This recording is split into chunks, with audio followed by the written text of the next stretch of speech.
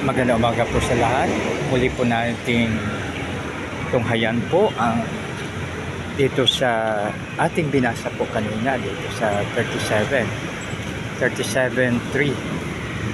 So, umasa ka sa Diyos ang mabuti gawin at manahan kang ligtas sa buhay.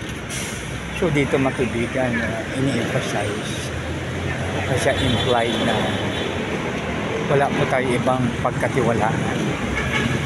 Wala po tayong ibang aasahan kundi ang ating Panginoon.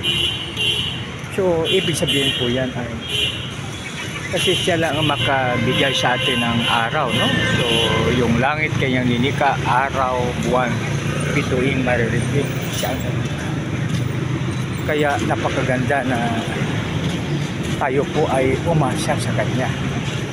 Dahil pag tayo ay umaasa sa Kanya, wala tayong problema dahil siya ang hari ng mahari, siya ang Diyos ng mga Diyos, siya ang source ng lahat ng bagay. Walang ibang makapagbigay kundi sa Kanya lang.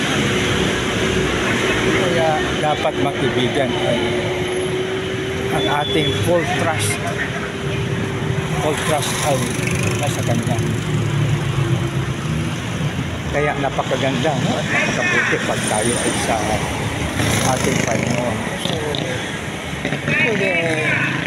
pinakamaganda na asahan natin ay ang ating Panginoon. Dahil walang imposible sa Kanya. No? Sa tao may imposible pa, pero sa Diyos wala.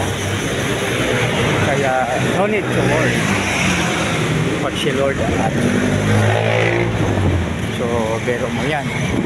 Ang kaligtasan ay sa Kanya. Wala naman ibang makapagbigay ng kaligtasan kundi siya lang. No? Kaya wala tayong ibang dapat na asahan kundi ang ating Panginoon. Siya naglahat ng lahat ng bagay bago niya tayo dalangin. Kaya makibigan,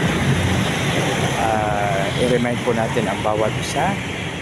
Magtulungan po tayo na umasa sa Diyos at gawin natin ang mabuti.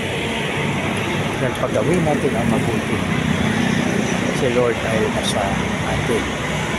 Sa atin si Lord para gawin natin ang mabuti.